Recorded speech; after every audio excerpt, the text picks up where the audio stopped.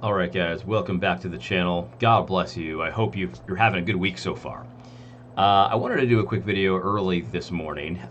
Before I begin, though, let me just ask for prayers. My brother is sick, and it's relatively serious, although he'll probably be just fine.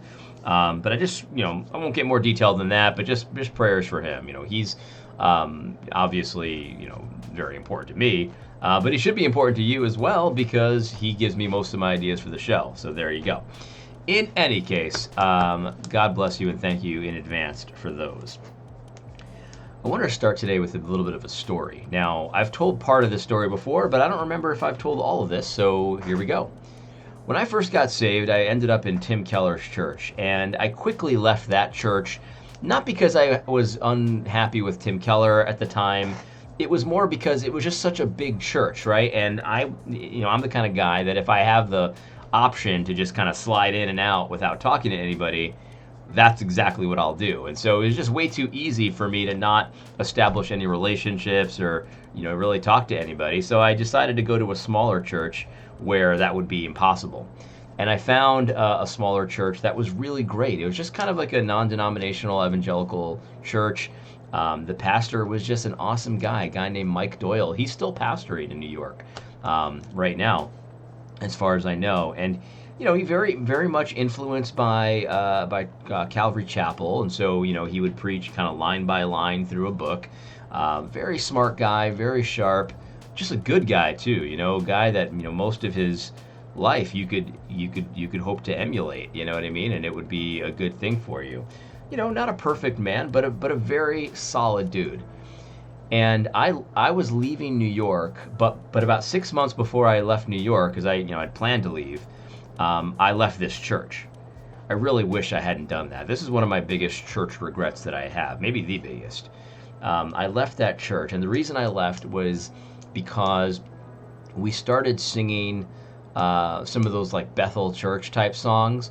And the thing about those songs is a lot of them are really good songs, in general. They're okay. I mean, they're not bad. But I was getting a little very, very concerned and very worried that we were going to go down that charismatic route. Now, there were a few things that my pastor had said and things that if I interpreted it a certain way, maybe there was some trouble there. But honestly, I should never have left. I mean, I should have just, in my opinion, I should have just wrote it out for 6 months. I was leaving anyway. Why make a big deal of it, right? But I did leave, and I know I hurt that guy's feelings, and I didn't need to leave. I didn't have to do it. But I was so much a reformed cage stager. There's just no question about it. I was a reformed cage stager, so I had to hold my integrity, and I could not sing these Bethel songs and stuff like that. Now, if you don't want to sing Bethel songs, I'm not saying you're a cage stager, but in my situation, in the context that I was in, it just made no sense for me to do that. I burned a relationship. I've since apologized to him, and he was gracious. He forgave me, but the relationship is hurt. You know what I mean? It's just that simple. So, but I'll never forget this because where I ended up going was a reformed, kind of very liturgical church in Brooklyn. It was a CREC church, and they have, sort of that worship style where, there's a lot of call and response. It's very traditional, and the pastor was just again another sharp guy, smart guy. Love this good dude. His name is Troy Green. He's a reverend. It's still in Brooklyn. Just a solid dude. I'm so glad to have met him, and I'll never forget. Like, I was such a cage stager. Let me tell you where I was at. I was such a cage stager that I remember we were doing communion once. It was one of the first Sundays I was there, and there was like a young single mother, and her son there, like 4 or 5 years old. I don't know, something like that. And I could hear her under her breath, kind of teaching her son about what communion was all about and things like that. And she wasn't quite theologically accurate, in my opinion. And instead of looking at that as a beautiful moment of a single mother just trying to teach her son how to honor the Lord, and how important Jesus' sacrifice was, I'm here judging her like this is heretical. This is heretical what she's saying, and that's how much of a cage stager. Well, maybe I should tell the pastor. Like, I didn't really. I didn't really I didn't really consider doing that, but like that's my mindset, right?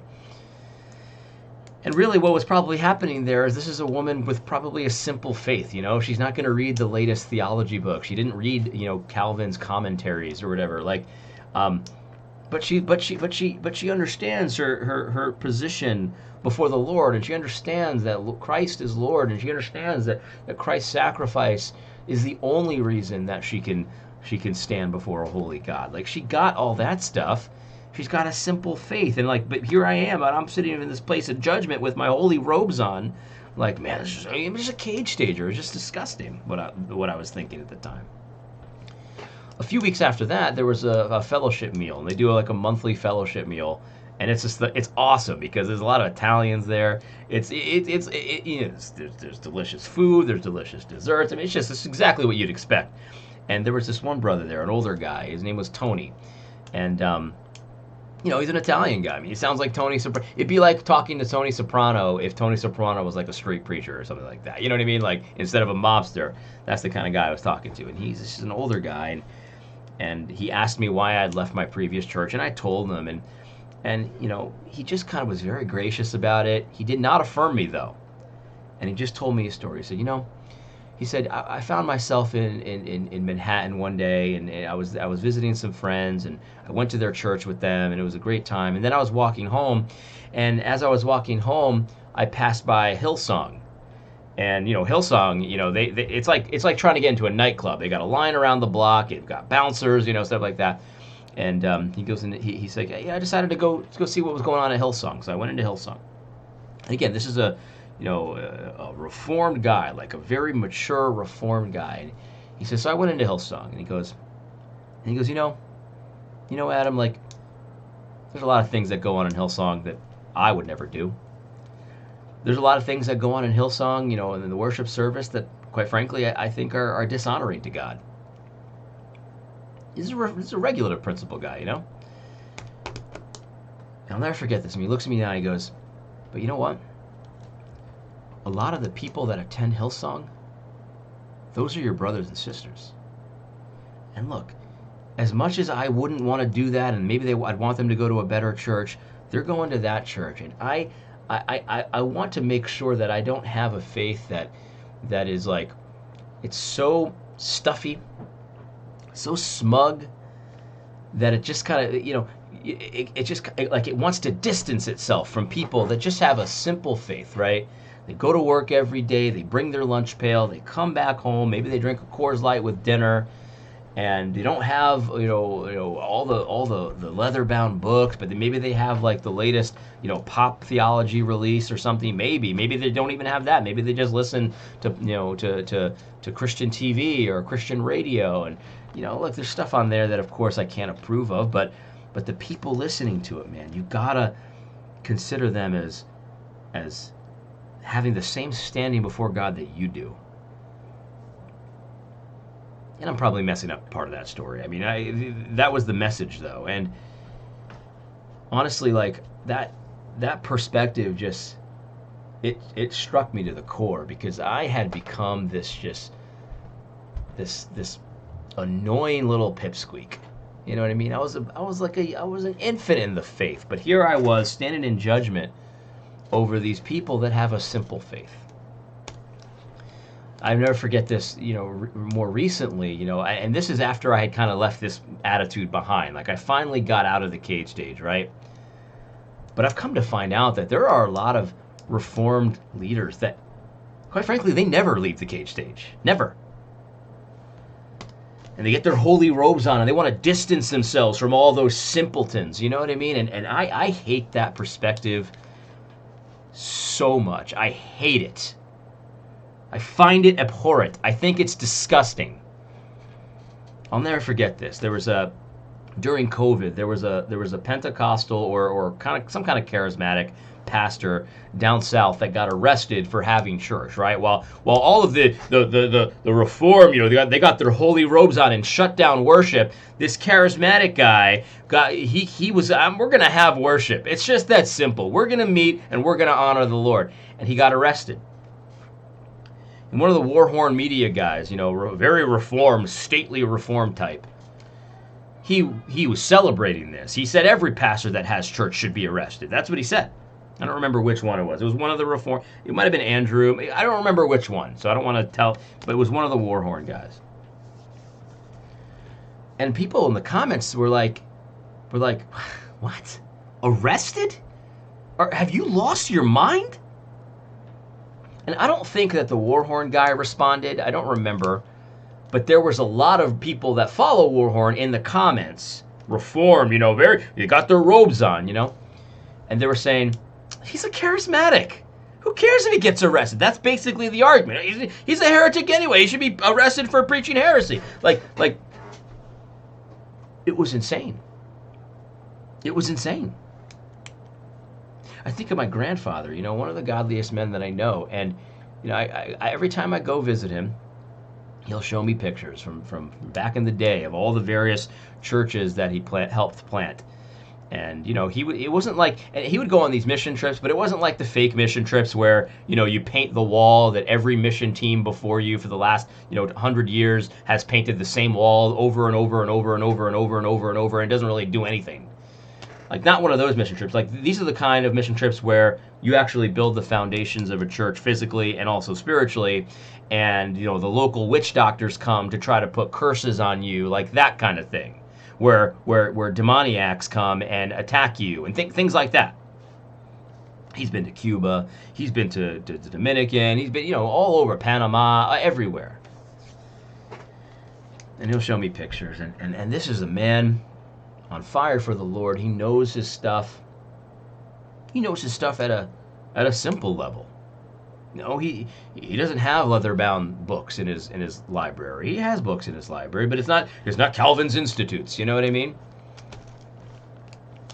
He watches Christian TV. He watches this stuff.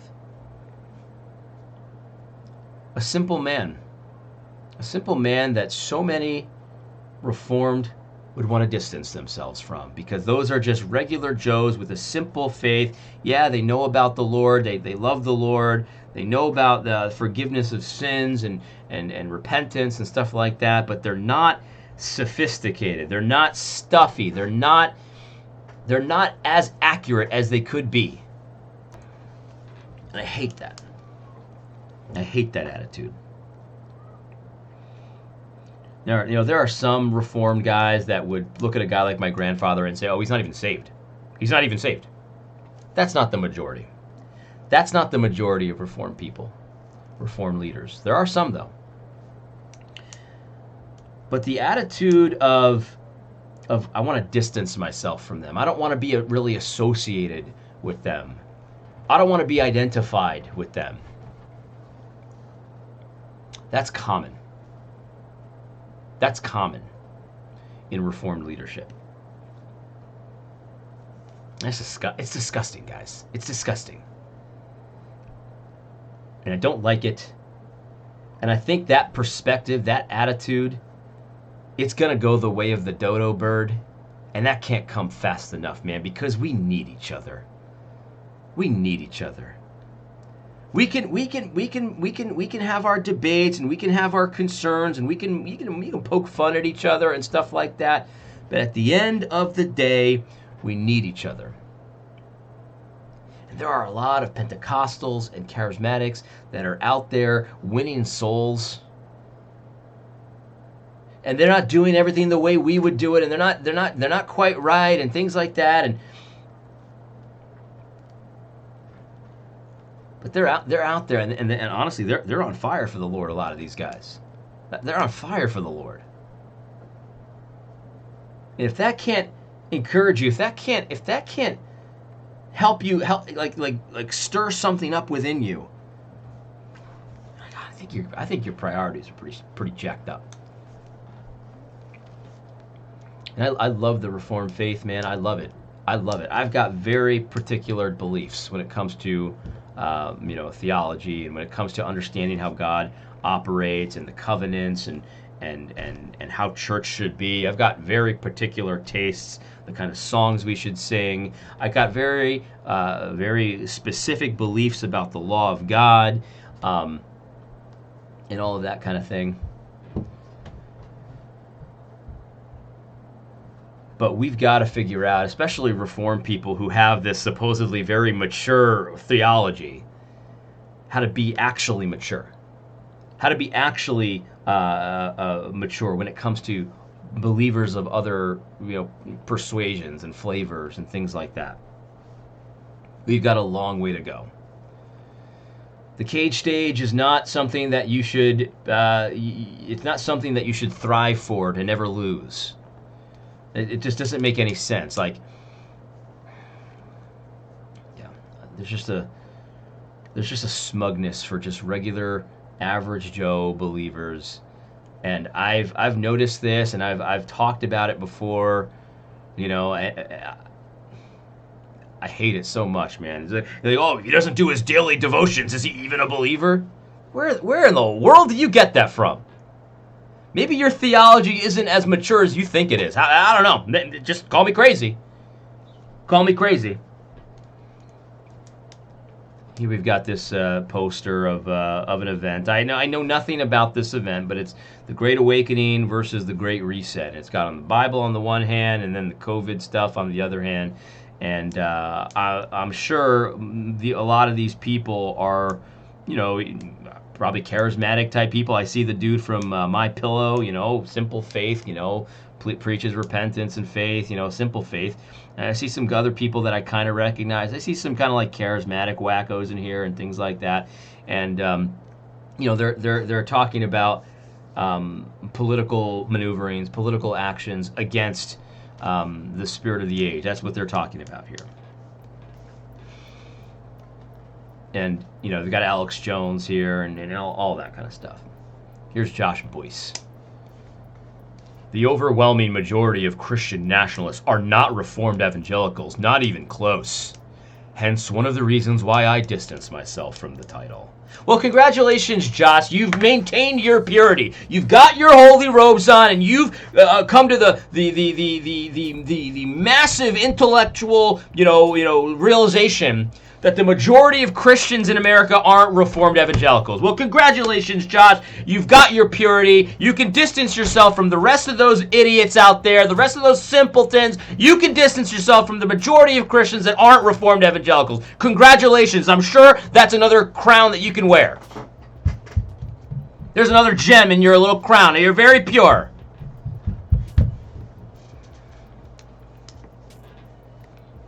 The majority of Christian nationalists are not Reformed evangelicals. Like, what kind of logic is that? What kind of logic is that? They're not Reformed evangelicals, therefore, I don't even want to be associated with them. Sure, they're against abortion too. I don't care. They're not Reformed evangelicals. Maybe you should just arrest them. During COVID, those charismatics were worshiping during COVID. Meanwhile, all the Reformed churches are closed. Maybe they should be arrested.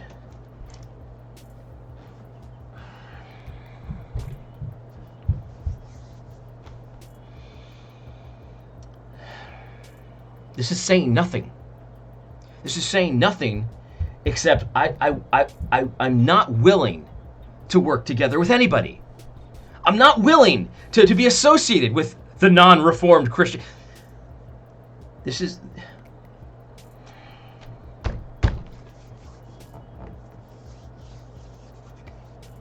There's so much here that I could say about this. I think in this audience, though, we'll get it. We'll get it. We can leave a lot of it unsaid. Nobody's saying you have to affirm the teachings of Benny Hinn in order to be a Christian nationalist. Nobody's saying you have to stop preaching against what you perceive to be heresies. Nobody's saying that.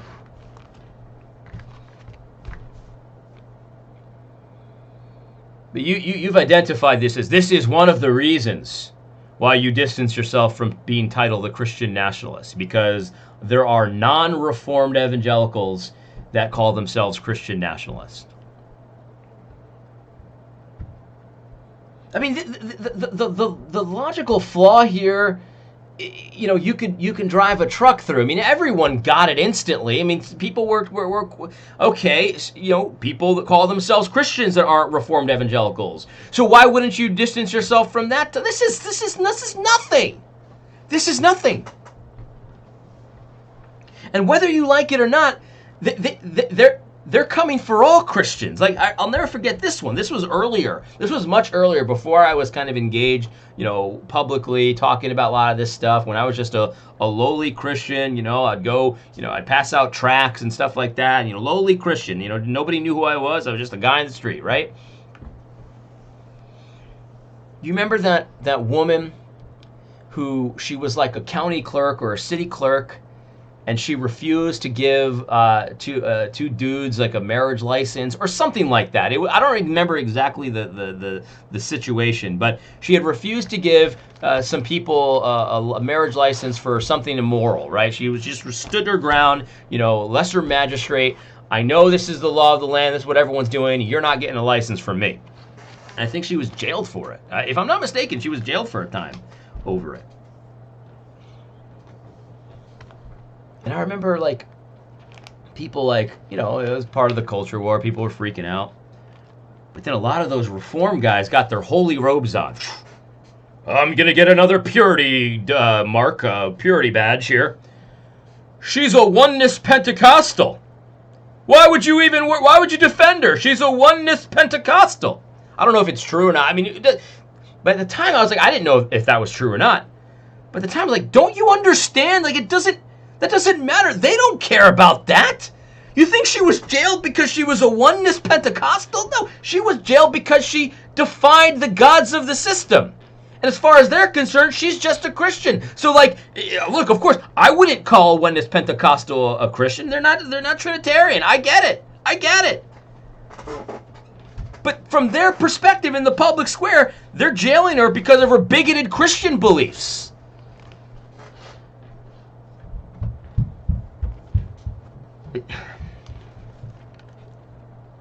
I don't really know what else to say. And I feel like this episode was a little scattered, but this smugness, this performative, I'm going to get my holy robes on and talk about how pure my theology is in comparison to these guys. Look, nobody cares if you want to talk about your pure theology, but when your whole purpose of this is to distance yourself from these simpletons, because a lot of people will watch this kind of thing on TV, and they'll hear them talking about transsexuals, they'll hear them talking about abortion, they'll hear them talking about how we need to honor God as a society, as a nation, and stuff like that. And it's simple things that really they don't really have a whole lot to do with their particular, heresies or misteachings or poor teachings, whatever it is, whatever the case may be. And some of these guys, maybe they'd be excommunicated in your churches. Nobody's saying you have to stop that, right? Nobody's saying, but the reality is this performative, this smugness. It's just not going to. If you hold on to that smugness, that I can't even be associated, I'm not even willing to be associated with these people, you're not going to make it. You're not going to make it. We need each other, man. We need each other. And so when the powers that be come after, so-and-so pastor, and he happens to be a pastor that, I don't know, is a heretic, or you don't like him, or maybe he had some kind of disqualifying event in the past or something like that. Nobody's saying you have to like the guy. Nobody's saying you have to affirm his theology. Nobody's saying you have to, sign his statement of, health and wealth or whatever, or affirm, his behaviors or stuff like that. But if they come for him for, the crime of having church during COVID, you gotta get his back, man. You got to. When they come for him for the crime of refusing to do a gay marriage in his, you've got to get his back, man. Because they're coming for you. They're coming for you also. It's an attack on the body. That's what it is. Nobody cares about the purity of your theology when you won't even get your brother's back. I think I've said enough. I hope you found this video helpful. God bless.